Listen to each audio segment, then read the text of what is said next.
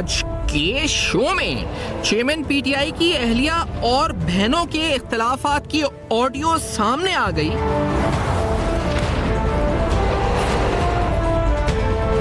انتخابات میں تاخیر کی خبریں، گمراہ کن الیکشن کمیشن کا واضح موقف.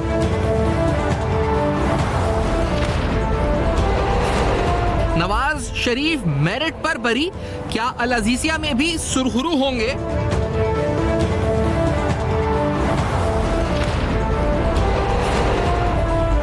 السلام علیکم. بس پردہ حقائق، سنسنی خیز انکشافات، پروگرام بے نقاب میں ہوں آپ کے ساتھ سفان خان. ناظرین، بشرا بی بی لطیف فوزہ صاحب کی ایک نئی آڈیو لیک آئی ہے سامنے. اس آڈیو لیک نے کچھ نئے سوالات کھڑے کر دیے ہیں. ان سوالات کا تعلق ایک تو یہ ہے کہ جو پارٹی دعویٰ کرتی رہی کہ موروثیت اس میں نہیں ہے، یہاں پر واقعی میں کہ اقتدار کی کشمکش، اقتدار کی جنگ چل رہی تھی.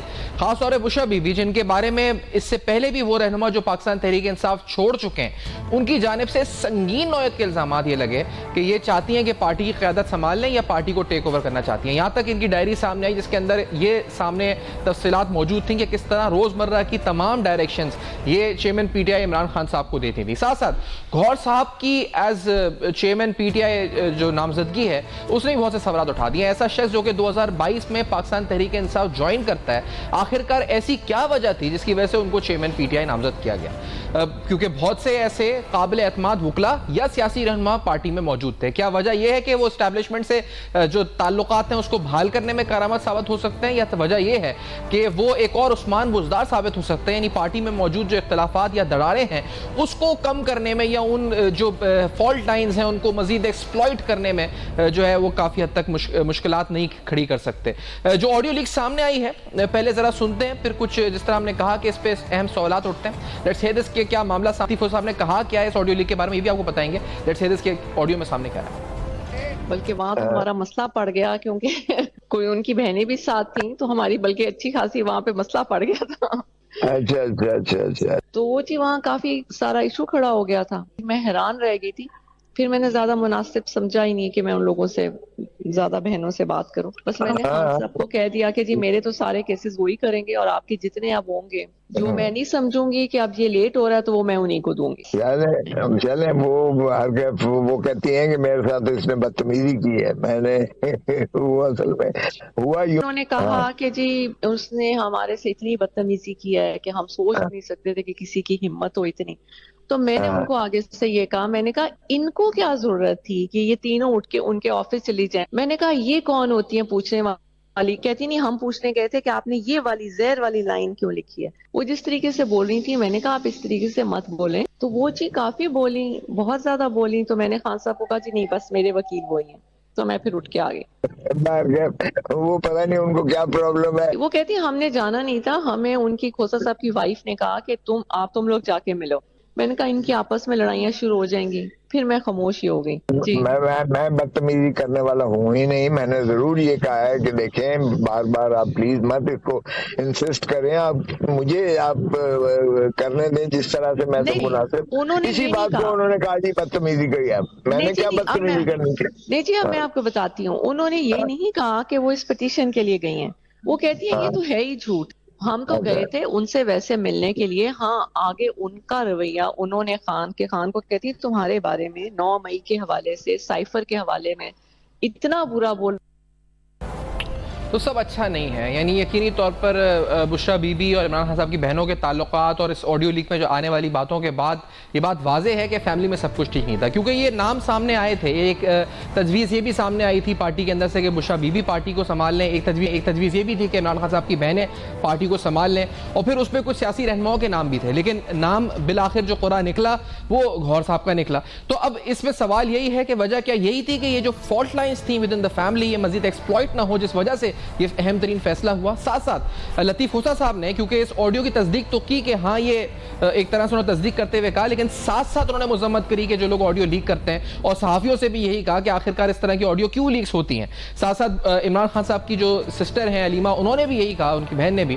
کہ ایسی نجی گفتگو لیک ہونا ہی نہیں چاہیے اور اس کی مذمت کری. اس کے ساتھ ساتھ آج ملک میں سیاسی میدان بھی گرم رہا اور ہم نے دیکھا کہ پاکستان پیپلز پارٹی نے ایک جلسہ کیا بڑا، اور وہاں پر بلال بھٹو صاحب نے تقریر بھی کی، نئی طرز سیاست کی کی بات کری, 18ویں ترمیم کے خلاف ہونے والی سازشوں پر بات کری, اور ساتھ ساتھ آصف زرداری صاحب نے بھی بات کی اور پاکستان کو ایک ینگسٹ پرائم منسٹر دینے کی بات بھی ہوئی. بلاول بھٹو صاحب آج جلسے کی کچھ جھلکیاں آپ کو بتاتے ہیں, کچھ اہم بیانات جو انہوں نے دیے. لیٹس ہیئر دس. غیرت کو غلامی سے آزاد کر, جوانوں کو پیروں کا استاد کر. ایک نئی سیاست کی ضرورت ہے. یہ پرانے طرز سیاست تقسیم پہ, نفرت پہ, انتقامی سیاست کرتے ہیں. اس سیاست کو میرے ملک کے نوجوانوں کو دفن کرنا پڑے گا. کبھی نون لیگ نعرہ لگاتا ہے کہ 18ویں ترمیم کو ختم کریں گے, تو کبھی پی ٹی آئی نعرہ لگاتا ہے کہ 18ویں ترمیم کا ہم ختم کریں گے. اور ساتھ ساتھ الیکشن کمیشن کی طرف سے واضح طور پر کہا گیا کہ ایسے جو تمام افراد یہ گمراہ کن خبریں پھیلا رہے ہیں کہ الیکشنز میں تاخیر ہو سکتی ہے, یہ سراسر غلط ہے. ایسا کچھ نہیں ہونے جا رہا. لیکن ساتھ ساتھ چہمگوئیاں افواہیں, ان کا بازار گرم ہے. آفٹر دس بریک آئیں گے اور ان تمام سیاسی ماحول پر اور آنے والے پولیٹیکل لینڈسکیپ پہ گفتگو ہوگی. آفٹر دس بریک ہمارے ساتھ رہیے.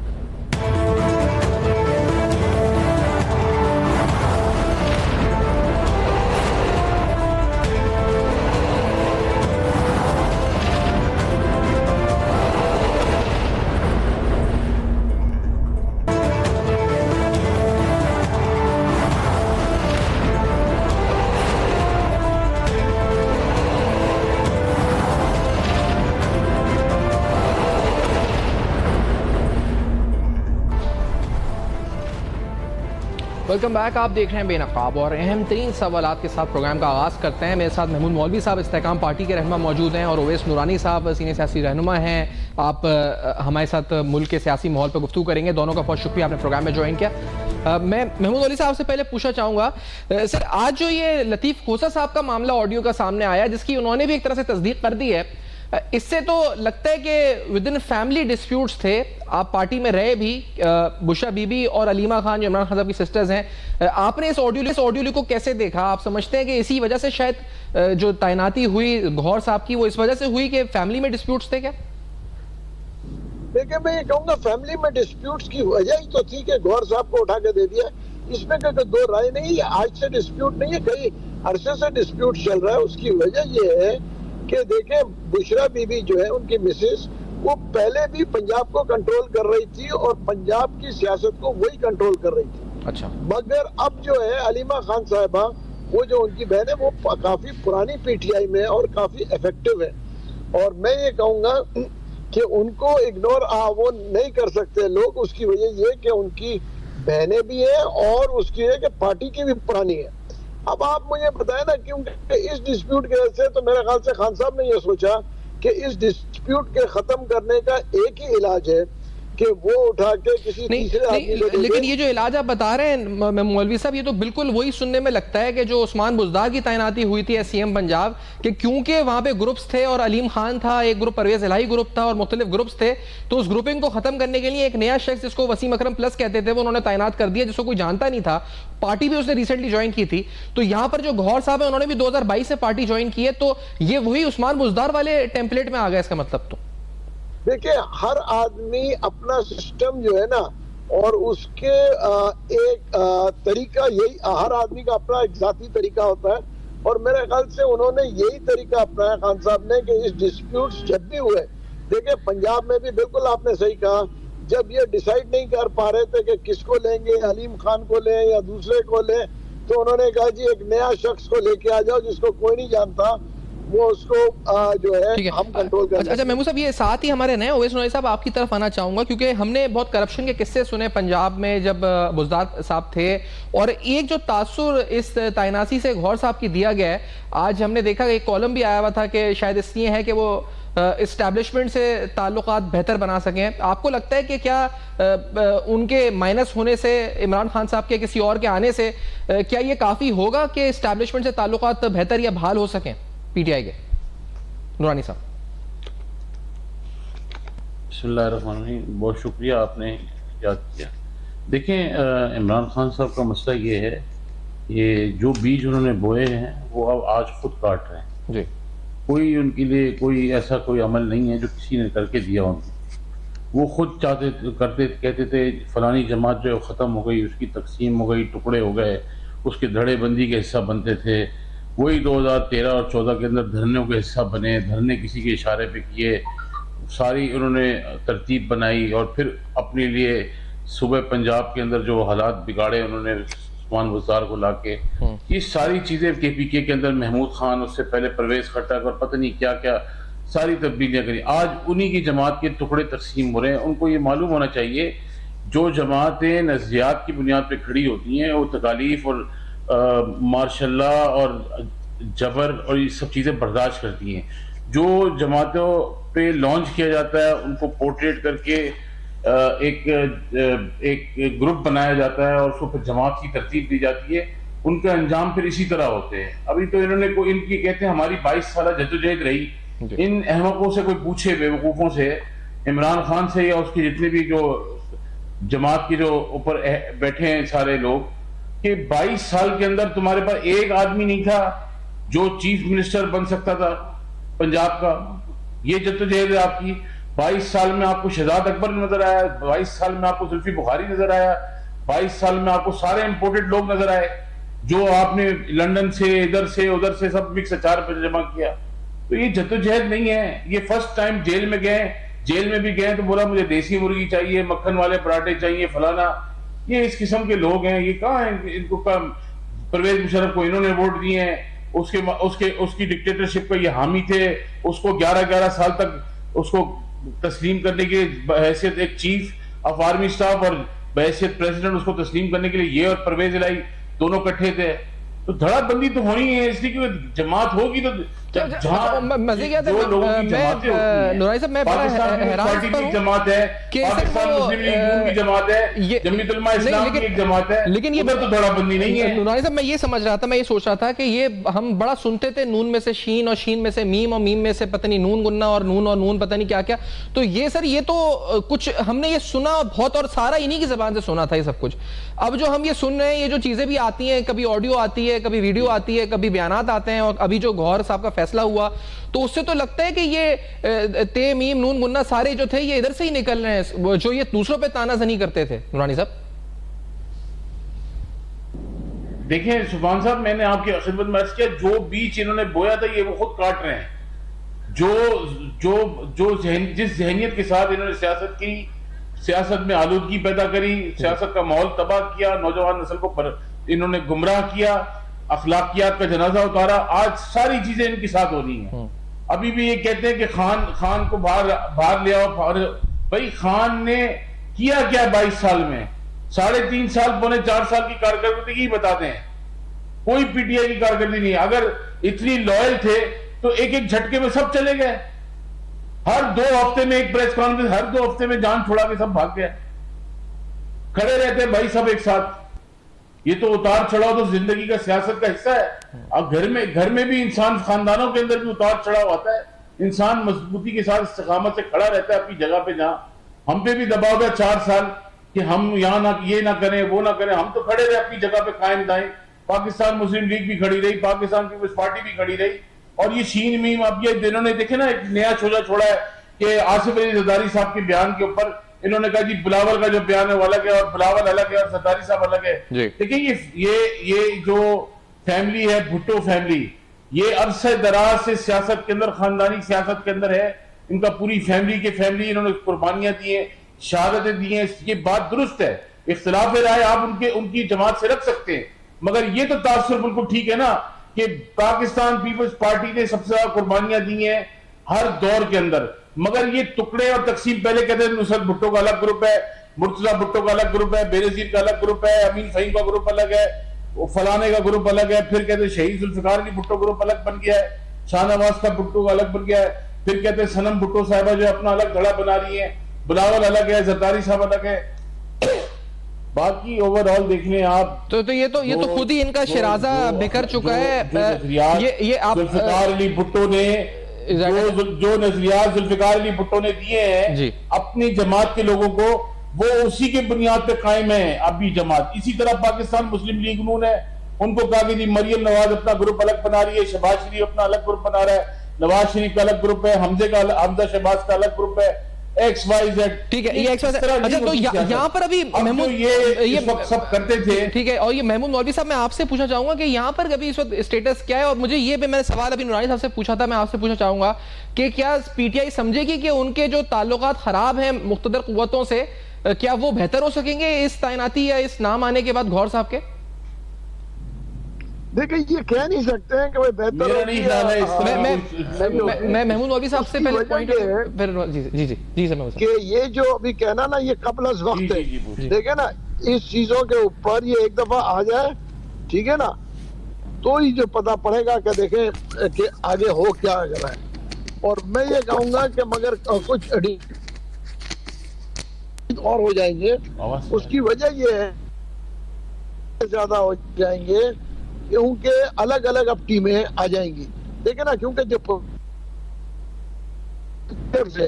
ان کو کافی ڈس اپوائنٹمنٹ ہو رہا ہے. دیکھیں میں آپ کو بتاؤں کہ لیڈر جو کہ آپ کو میں بتاؤں عمر ایوب صاحب ہے, وہ بھی آ سکتے تھے, ٹھیک ہے نا, شاہ محمود قریشی بھی آ سکتے تھے, اس کے علاوہ جو ہے بہت سارے اور میرے خیال لیڈرز ہیں جو کہ کراچی میں فردوس نقوی صاحب آ سکتے تھے, پرانے 27-28 سال کے وہ ورکر ہیں, ان کو چانس مطلب کراچی سے دینا چاہیے تھا.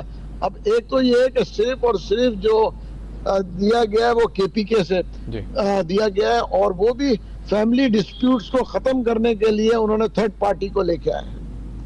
میرا نظریہ یہ ہے. تو اچھا یہ آپ کا نظریہ یہ ہے, اور میرے خیال سے حقیقت بھی یہی ہے, لیکن مولوی صاحب تاثر تو انہوں نے ایسے دیا ہوا ہے کہ جیسے موروثیت کو ختم کر دیا انہوں نے اس تعیناتی کے بعد, اور اپنا جو ان کا جو ایک ذہن, ان کو جو ذہن سازی کرتے ہیں یہ, تو آپ دیکھیں کل سے وہ یہ ذہن سازی ہو رہی ہے کہ جیسے انہوں نے موروثیت کی کمر میں آخری کیل ٹھوک دی ہے, توڑ دی کمر اس کی, اور اس طرح کی باتیں چل رہی ہیں.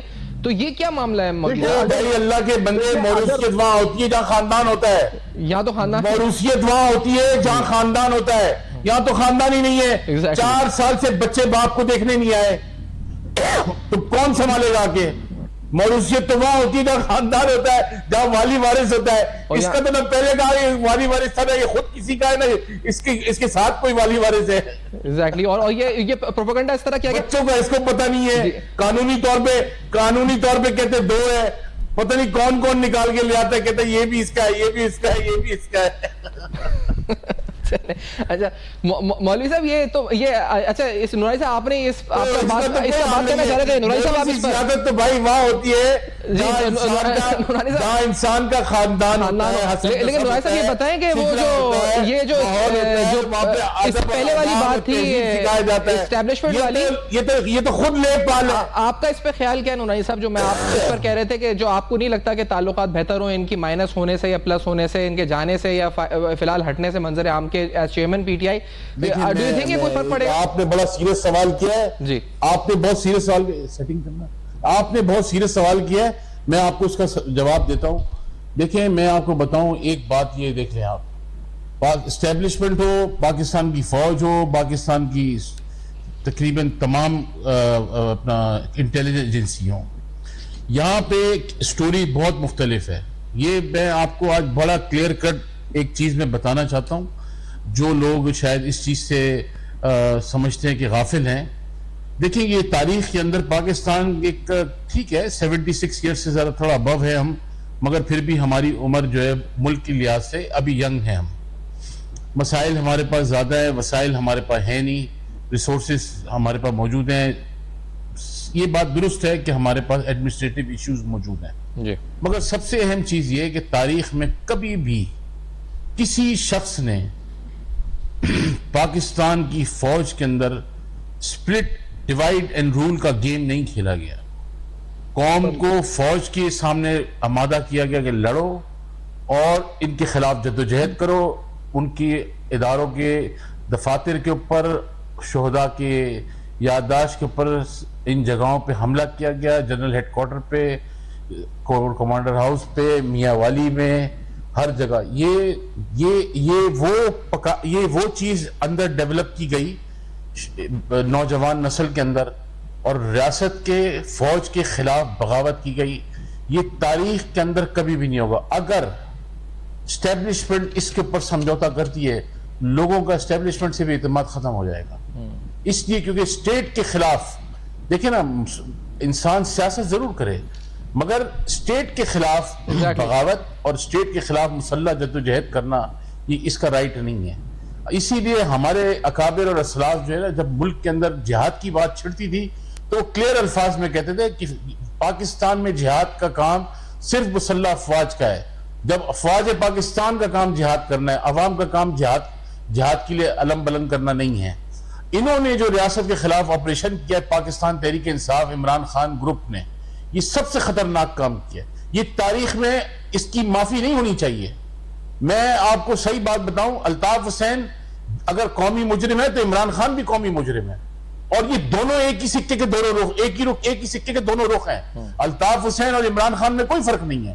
وہ لوگوں کی جانوں کے ساتھ کھیلتا تھا, اس نے پاکستان کی خود مختاری کے ساتھ, پاکستان کی اسٹیٹ کے ساتھ, پاکستان کی فوج کے ساتھ, پاکستان کی عوام کے ساتھ کھیلا ہے. اس کی معافی نہیں ہونی چاہیے. یہ تو ہو گیا نورانی صاحب, یہ مجھے بتائیں کہ قانونی طور پر جو ایک رکاوٹ تھی, یہ قوت کے ساتھ قانونی طور پہ جو رکاوٹ تھی, کیونکہ میری آواز شاید ڈیلے سے پہنچتی, میں کہہ رہا ہوں کہ جو قانونی طور پر جو رکاوٹ تھی کہ الیکشن کمیشن نے کہا تھا کہ ودن 20 ڈیز انہیں الیکشنز کرانا ہے انٹرا پارٹی, تو سر یہ جو انٹرا پارٹی کے لیے نوائز صاحب تو میری آواز پہنچ رہی ہے, میری آواز میرے خیال سے آپ تک اویس نوائز صاحب نہیں پہنچ رہی ہے, یہ ساری چیزیں صاحب تک میری آواز پہنچ رہی ہے تاکہ پاکستان انفارچونیٹلی آواز نہیں پہنچ رہی ہے, تو لیٹس کریکٹ دس. میں آواز آ رہی ہے, جو آخری کارڈ نہیں آواز نہیں جا رہی میری, تاکہ فوج کو آپس میں تقسیم کر دیا جائے, اسٹیٹ کے خلاف بغاوت. اچھا محمود مودودی صاحب آپ ساتھ ہیں ہمارے, محمود مودودی صاحب ساتھ ہیں. محمود مودودی صاحب یہ مجھے فرمائے گا کہ سر یہ جو معاملہ ہے اس وقت انٹرا پارٹی الیکشنز کا, اور خاص طور پہ کہ 20 دن کے اندر یہ انٹرا پارٹی الیکشنز کرنے تھے, اور اسی سے کنڈیشنل تھا کہ ہمیں آگے جو اس وقت ہے بلے کا نشان ان کو ملے گا نہیں ملے گا, تو کیا اب قانونی رکاوٹیں ختم ہو گئیں اور کوئی سیاسی یا غیر سیاسی رکاوٹ ہے موجود یہاں پر, یا یہ رستہ صاف ہو گیا مولوی صاحب؟ دیکھیں اس کے اوپر تو میرا خیال سے الیکشن کمیشن جو ہے وہ دیکھے گا قانونی نقطوں کو, اور اس وقت تو میں کوئی اس کے اوپر تذکرہ نہیں کر سکوں گا کہ یہ ختم ہو گیا نہیں ہو, کیونکہ ابھی ان کے انٹر پارٹی الیکشنز ہونے ہیں. دیکھنا ہے کہ اور کتنے لوگ کھڑے ہوتے ہیں, کیونکہ نظر یہ آ رہا ہے کہ ہو سکتا ہے کچھ لوگ جو ہے وہ الیکشن کے کھڑے ہو جائیں کہ جی ہم بھی جو ہے کینڈیڈیٹ ہیں, اور کچھ لوگ کورٹ چلے جائیں, یہ بھی ہو سکتا ہے نا مولوی صاحب؟ ہاں کہ بھائی کچھ لوگ کہیں گے کہ جی ہم اگینسٹ ہیں, کچھ لوگ, اب وہ بھی دیکھنا پڑے گا نا کہ کیا کیا چیزیں آئیں گی. اور جو ان کا اپنا آئین ہے وہ بھی سامنے آئے گا, کیونکہ اس میں میں نے سنا ہے کہ عبوری چیئرمین یا کیئر ٹیکر چیئرمین اس کی گنجائش ہے یا نہیں ہے, تو یہ بھی قانونی سوالات اٹھیں گے آگے. یہ بھی قانونی آئے گا کہ عبوری چیئرمین ہے یا نہیں ہے, اور پارٹی میں کتنے سال پرانا ہونا چاہیے تاکہ وہ جو الیکشن لڑ سکے. دیکھیں یہ بھی میرا خیال سے اس میں نقطہ ہوگا کہ جی مطلب 2 سال پرانا آدمی الیکشن لڑ سکتا ہے, یا کم سے کم اس کی 5 سال کی رکنیت ہے یا 10 سال کی ہے, یہ بھی دیکھنا پڑے گا نا. صحیح, تو یہ مطلب ابھی بڑے پیچیدگیاں ہیں اس میں, اس معاملے میں ابھی بڑی پیچیدگیاں ہیں اس میں, ابھی بڑی پیچیدگیاں ہیں. دیکھیں اس کی وجہ یہ ہے کہ آئین کے اندر جو پارٹی کا آئین ہے اس میں دیکھنا پڑے گا کہ کیا کیا ہے. اگر اس میں لکھا ہے کہ جی 5 سال کی رکنیت ہونی چاہیے, اور وہ رکنیت کو جسٹیفائی کیسے کریں گے؟ یہ وہی لوگ ووٹ دے سکیں گے, وہ 2000 آدمی جن کا الیکشن کمیشن میں دیا ہوا ہے ان میں سے کوئی سلیکٹ کریں گے, یا کوئی بھی سلیکٹ ہو سکتا ہے. یہ بہت ساری باریکیاں وہ دیکھنے کے بعد ہی میرا خیال سے فیصلہ ہوگا. اور دیکھنے کے بعد فیصلہ ہوگا. تو پھر یہ اس کا مطلب آپ کیا سمجھتے ہیں کہ یہ ہوں گے in the elections with the same symbol, یا یہ نہیں ہوں گے منظر میں لینڈسکیپ میں؟ دیکھیں میرے خیال سے اس وقت دیکھیں بڑی پری میچور اسٹیٹمنٹ دینا, مگر یہ ہے کہ چیزیں واضح ہو جائیں گی ہفتے 10 دن میں ان کے election inter party elections complete ہونے کے بعد. ٹھیک ہے. اور دوسرا سوال نورانی صاحب آپ کی طرف ہے, یہ تو چلے ان کا معاملہ ہے عمران خان صاحب کا. نواز شریف صاحب کے لیے جو ایک آخری اب معاملہ العزیزیہ والا رہ گیا ہے, فلیگ شپ والا معاملہ ہمارے سامنے آیا کہ بریت کی جو خلاف اپیل تھی نیب نے واپس لے لی, پھر ایون فیلڈ کے اوپر سامنے اسلام آباد ہائی کورٹ کا فیصلہ آ گیا, اور وہ جو تمام فیصلے تھے جو نیب نے انویسٹیگیشن جو تمام چیزیں تھی وہ سب ثابت ہوا کہ مینوپولیٹڈ تھی, مینوور ہوا جو بھی ہمارے ساتھ تاریخ میں ہوا. تو آپ کو کیا لگتا ہے کوئی رکاوٹ حائل ہے ابھی نواز شریف صاحب کو الیکشن کنٹیسٹ کے لیے, یا وہ کلیئر ہو چکی ہے, اور اگر کوئی ہے تو وہ کیا ہے اور کتنے دن میں صحیح ہوتی ہے؟ نورانی صاحب کیا لگتا ہے آپ کو؟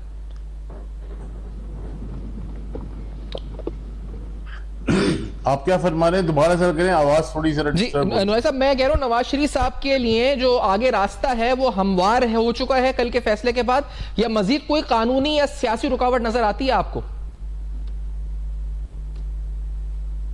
میرے خیال سے ابھی رکاوٹیں موجود ہیں، اور وہ جو کیسز بنے ہیں وہ ساری دنیا کے سامنے، آپ کے سامنے کہ وہ ایک آرٹیفیشل اور فیک قسم کے کیسز بنائے گئے تھے، وہ کوئی اس طرح کے کیس نہیں تھے. آپ نے شاید میری باتیں پچھلی ابھی کہاں تک آپ نے میرے جو میں نے گفتگو کی پچھلی آپ نے سنی اسٹیٹ کے اور جو جی بالکل آپ کی آواز آئی ہے ہم تک، یا لائن ڈراپ ہو گئی تھی؟ نہیں اب آپ کی آواز آئی ہے ہم تک، بیچ میں کچھ سیکنڈ کو نہیں، جو اسٹیٹ کے بارے میں گفتگو کی تھی میں نے. جی بالکل آپ لائے ہیں. جی سر صاحب، جی آپ کی آواز اچھا جی بالکل. جی تو یہ جو نا یہ نواز شریف صاحب جو کورٹ کو فیس کریں گے، جو بھی ہوگا ان کا نتیجہ وہ ان کے سامنے. پاکستان مسلم لیگ نون جو ہے اس کو اپنا فیس کرے گی. دیکھیں کیس تو فیس کرنے پڑتے ہیں، اور انہوں نے پہلے بھی کیے ہیں، اب پھر دوبارہ کریں گے. مگر یہ تماشا ہے اور کچھ نہیں ہے. اچھا کہ کیسز بنائے جو جس کا کوئی سر پاؤں نہیں ہے، بیساکھیاں نہیں ہیں، اس کے پاؤں نہیں ہیں، بس آرٹیفیشل کیسز بنا دیے فیک. اصل تو مسئلہ یہ کہ اگر واقعی میں آپ یہ خود سوچیں، ایک عام پاکستانی کو سوچنا چاہیے کہ پاناما کے کیس کے اوپر نہیں نکالا گیا، مگر پاناما کے اندر 450 لوگ تھے، تو یہ 449 لوگ کہاں ہیں؟ 449 لوگ کدھر چلے گئے؟ یہ ایک آدمی نواز شریف کے پیچھے کیوں پڑے گئے؟ یہ پتا ہونا چاہیے. 450 لوگوں کو سزا نہیں ہوئی ہے. اس میں سوال دوسرا یہ مگر ایک آدمی کو پکڑ کے ٹارگٹ کیا گیا. تو یہ ٹارگٹ سپوٹڈ، یہ اگر وکٹمائزیشن ہوئی، ٹارگٹ سپوٹنگ، تو یہ مجھے بتائیں سر کہ یہ جو اس میں جو دوسرا اہم سوال ہے وہ یہی ہے کہ پھر یہ جو پورا بیانیہ یہ سازش بنی، تو یہ صرف کافی ہے کہ یہ سزا ریورس ہو جائے، یا یہ جو تمام لوگ شامل تھے اس پورے معاملے میں، وہ چاہے نیب تھا، چاہے اس وقت کے چیئرمین نیب تھے، اس وقت جو بہت سے سابق جنرل تھے اور بہت سے لوگ چیئرمین نیب، آپ یہ کہہ رہے کہ ہمارے اداروں سے جو لوگ اس میں ملوث تھے ان کو بھی شامل کرنا چاہیے. بالکل، every should be on the board. اس ملک کے اندر یہ اسکیمنگ اور گیمنگ اب بند ہونی چاہیے کہ آپ جھوٹے مقدمے میں. کل دیکھیں نا جہانگیر ترین کو آپ نے فارغ کر دیا کسی کے حکم کے اوپر. اب آپ مجھے بتائیں، میں جہانگیر ترین سے لاکھ اختلاف کر سکتے ہیں، آپ علیم خان سے بھی لاکھ اختلاف کر سکتے ہیں، اس کو نااہل بنا دیا آپ نے، علیم خان کو کرپٹ بنا دیا آپ نے، نیب کے کیسز کھول دیا. بھائی کیوں؟ تو یہ چیزیں غلط ہیں، یہ اچھا تاثر نہیں دیتی ہیں. ہمارے عدل اور انصاف کا جو نظام ہے وہ اتنا کھوکھلا ہو چکا ہے، اتنا کمزور ہو چکا ہے، اس کی درست کرنے کے لیے وہ اقدامات کرنے چاہیے. پارلیمنٹ میں جو لوگ منتخب ہو کے آتے ہیں ان کو سیریسلی یہ طے کرنا ہوگا کہ پارلیمنٹ سپریم ہے اور سپریم کورٹ اس کے ماتحت ہے. چیف جسٹس ہو یا جتنے بھی ججز ہوں، بینچز کے اوپر جتنے بیٹھے ہیں وہ پارلیمنٹ کے تابع ہے. Nobody is above parliament in Pakistan, قانونی طور کا جو سٹرکچر ہے. مگر یہ نہیں ہو سکتا صبح آپ جو ہے نواز شریف کو نااہل کریں، رات کو آپ بلاول کو کر دیں، دوپہر کو آپ جہانگیر ترین کو فارغ کریں، فلانے آدمی کو نکال دیں، جس کا چاہے آپ کا دل کرے. یہ نظام عدل کا اس طرح نہیں چلے گا. جتنا انصاف کا نظام کمزور ہوگا، قوم اپنا جو ہے جو وائبرنٹ قوم، جو باشعور قوم ہے، ان کا انصاف سے ختم ہو جائے گا. انصاف ہی نہیں ملتا. وہ سب یہ بتائیں کہ اس کا مطلب پھر یہ ہے کہ کیونکہ دو راستے کہتے ہیں نا لوگ لکھ رہے ہیں کہ ایک تو بول رہے ہیں کہ ایک مصلحت کا ہے، ایک مفاہمت کا ہے، اور ایک جو ہے مزاحمت کا ہے. اور نواز شریف صاحب جو ہیں وہ اپنی تقریر میں کہہ چکے ہیں کہ وہ یہاں آنے کے بعد جو انہوں نے پہلی تقریر کی تھی کہ وہ نہیں چاہتے کہ وہ جائیں اور لوگوں سے جا کر اپنے بدلہ لیں یا اس وقت ریونج کا ان کے اندر کوئی فیلنگ ہے ایسی، اور نہ وہ چاہتے ہیں ایسا ہو. جو بڑا اچھا بیان تھا جس کو سراہ بھی کیا ایز اے اسٹیٹسمین. تو کیا کرنا چاہیے اب؟ یہ جن کیسز بنے ان کے خلاف جانا چاہیے. بتاؤں میاں نواز شریف صاحب نے یہ جو اسٹیٹمنٹ، جس اسٹیٹمنٹ کی آپ بات کر رہے ہیں بھائی، وہ نواز شریف صاحب نے اگر دی ہے تو وہ میرے خیال سے اس لحاظ سے دی ہوئی کہ یار بھائی let's do the work for Pakistan کے لیے کام کرتے ہیں. اور میں یہی باقی میں آپ سے 10 بس کہوں گا، استحکام پارٹی آتی ہے، پیپلز پارٹی آتی ہے، JUI آتی ہے، پاکستان مسلم لیگ آتی ہے، کوئی بھی آئے، سب کو بیٹھ کے پاکستان کو ایک رائٹ ڈائریکشن پہ لے کے جاننا پڑے گا. اس کے بغیر یہ الیکشن ہو، میں ویسے آپ کو میری ذاتی رائے میں الیکشن کا اب حامی نہیں رہا ہوں. میں یہ کہتا ہوں کنسنسس پیدا کر کے ساری مین سٹریم جماعتوں کو بٹھا کر کنسنسس ڈیولپ کیا جائے کہ پاکستان کو چلانا کس طریقے سے ہے. پاکستان میں الیکشن کا کوئی فائدہ نہیں ہوگا. وہی لوگ جو آنا ہے جس نے جیت کی اربوں روپیہ الیکشن کو اسٹیبلش کرنے میں خرچ ہوگا. اربوں روپیہ الیکشن جیت کے آئیں گے لوگ. جو بھی پارلیمنٹ بنے گی وزیر اعظم جو پوری دنیا کے سامنے کھڑا ہوگا اور کہے گا بھائی ہماری یہاں سے مدد کرو, ہماری یہاں سے مدد کرو. بہتر ہے کہ ہم بیٹھ کر پہلے ان چیزوں کو فارمولا طے کریں پاکستان کے اندر کہ ہم نے پاکستان کو چلانا کس سمت پہ. یہ رائٹ لیفٹ کر کے اور پڑوسی ممالک سے مدد لے کے اس طرح ملک نہیں چلتے. وہ کتنے سال ہمیں اور فیڈ کریں گے, کتنے سال پیٹرول دیں گے, کتنے سال امداد دیں گے, کتنے سال ہماری ہیلپ کریں گے. Once and all for better آپ ہمیں اسٹیبلشمنٹ کو, بیوروکریسی کو, ججز کو اور ملٹری اسٹیبلشمنٹ کو, سیاسی جماعتوں کو, کتنے لوگ ہوں گے, یہ 100 لوگ ہوں گے, مشکل سے 150 لوگ ہوں گے. 150 لوگ بیٹھ کر یہ طے کر لیں ہم نے اگلے 5 سال ملک کس طرح چلانا ہے. ٹانگیں نہیں کھینچنی ہے, ملک کا معاشی نظام ٹھیک کرنا ہے, ملک کا دفاعی نظام ٹھیک کرنا ہے, ملک کے اندر عدم و استحکام کس طرح لانا ہے, دہشت گردی کے پر آپ نے کس طرح, آپ مجھے بتائیں کہ کس طرح لڑیں گے آپ. بیائی خان میں روز کے پی کے میں لوگ مارے جاتے ہیں, پارا چنار پہ, ادھر فاٹا کے اندر, بلوچستان کے اندر, آج مردان کے اندر مسلم لیگ نون کے رہنما کو مرڈر کر دیا گیا. یہ ٹیررزم جو پورے ملک میں آہستہ سے جو لپیٹ میں آ رہا ہے, ان حالات میں 8 فروری کو انتخابات کیسے ہوں گے؟ اور وہ انتخابات ہوں گے جن کا کوئی سر پیر نہیں ہوگا. ایسے انتخابات میں کیا کرنا ہے ہم نے؟ ملک کا معاشی نظام تو دیکھیں آپ کہاں کھڑا ہے. یہ تو آپ اسٹیٹ کو دعائیں دیں اس بات پہ کہ جنرل آصف میں تو یہی بات میں بھی آپ سے کہتا ہوں کہ میں بھی ایگری کرتا ہوں, agree with you on this point, لیکن سر وہ پھر 90 دن اور یہ سب چیزیں سامنے لے کر لوگ آ جاتے ہیں. میں محمود علی صاحب آپ کی رائے جانا چاہوں گا. میرے خیال سے بڑی معقول بات کی ہے اور وہ کہتے ہیں کہ الیکشن کا وقت نہیں ہے بلکہ بیٹھ کر آگے کا راستہ تعین کرنے کا وقت ہے. محمود مولوی صاحب, تو do you agree with this کہ یہ ہونا چاہیے؟ نظام تباہ ہے, ہمیں اپنا پہلے گھر معاشی نظام ٹھیک کرنا پڑے گا. ورنہ اس طرح الیکشن ہوں گے. جی محمود علی صاحب کی آواز آ رہی ہے. ہم اسی لیے تھوڑی پیدا ہوئے ہیں, معاشی نظام ملک کا ٹھیک ہونا. جی محمود علی صاحب, جی محمود علی صاحب, جی بولیں. اب میں سنا ہی نہیں سوال. ابھی اویس نعانی صاحب نے کہا کہ الیکشنز نہیں بلکہ بیٹھ کے طے کرنا چاہیے, آگے کا راستہ ہونا چاہیے. انہوں نے 8 فروری کو پاسبل نہیں الیکشنز ہو, اویس نعانی صاحب کہہ رہے ہیں. آپ کی رائے کیا ہے اس پہ مولوی صاحب؟ نہیں, میرے خیال سے دیکھیں الیکشنز ہونے چاہیے جی, اور اس کی وجہ یہ ہے کہ اگر الیکشنز نہیں ہوئیں گے تو انٹرنیشنل میڈیا جو ہے نا اس کو ایکسیپٹ نہیں کرے. انٹرنیشنل میں کہوں گا ایجنسیز اور جو کہ ہمیں فنڈنگ کرتے ہیں وہ ایکسیپٹ نہیں کریں گے کہ اس قسم کی حکومت بنایا جائے, کیونکہ اس میں کوئی گنجائش آئینی نہیں ہے. اب یہ اگر ساری پارٹیاں مل کے ایکسیپٹ کر لیتی ہے کہ اس قسم کا کوئی لے کے آنا ہے تو پھر تو کچھ ہو سکتا ہے, ورنہ تو الیکشن ہونا ضروری ہے. اور میرے خیال سے الیکشن کرانے کے بعد یہ بہت ضروری ہے کہ اس کے ریزلٹس کو سب ایکسیپٹ کریں. ورنہ اگر اس کے بعد بھی بالکل نورانی صاحب صحیح کہہ رہے ہیں, اگر پھر سڑکوں پہ آنا ہے اور پھر ایک دوسرے کے دستے گریبان ہونا ہے تو پھر یہ الیکشنز آپ کرا کے کیا فائدہ ہوگا؟ پھر تو معیشت تو اس کی گارنٹی جو ہے محمود مولوی صاحب کون دے سکتا ہے کہ کوئی دھرنا نہیں دے گا الیکشن کے بعد؟ یہ تو کوئی نہیں دے گا گارنٹی. اور آپ کو پتہ ہے ایک پارٹی تو ایسی ہے جو کام ہی صرف دھرنوں کا کرتی ہے. دیکھیں میرے خیال سے جیسے میثاق جمہوریت ہوئی ہے نا سر, وہ تو کوئی میثاق مانتے ہیں پی ٹی آئی والے, وہ آپ کیا سمجھتے ہیں وہ دستخط کریں گے میثاق پہ اور کرنے کے بعد اس پہ قائم رہیں گے؟ دیکھیں اگر قائم نہیں رہیں گے تو پھر تو دیکھیں میں بتاؤں third force has to enter. اس کی وجہ یہ ہے کہ ہم جو ہے یہ ملک کو تو ڈسٹروائے نہیں کر سکتے نا کسی پارٹی کے یا کچھ لوگوں کے میرے خیال سے خوشائنی پہ. صحیح, ٹھیک ہے. بہت شکریہ محمود علی صاحب اور اویس نعانی صاحب پروگرام میں جوائن کیا اور اہم ترین گفتگو کری پاکستان کے سیاسی ماحول کے اوپر. وائنڈ اپ کریں گے آفٹر دس بریک. ہمارے ساتھ رہیے.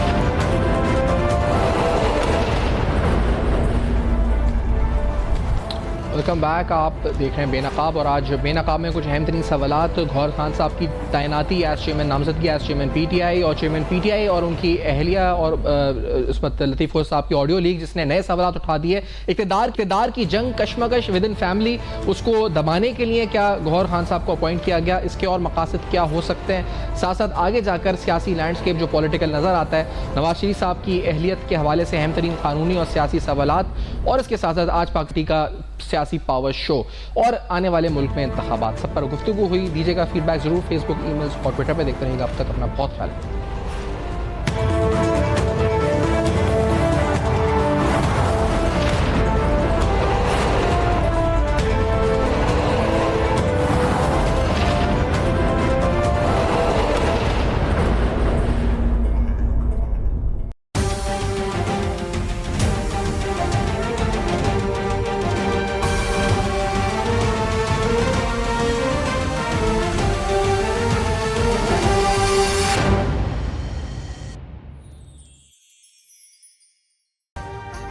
अभी सब्सक्राइब करें ताकि कोई खबर रह न जाए।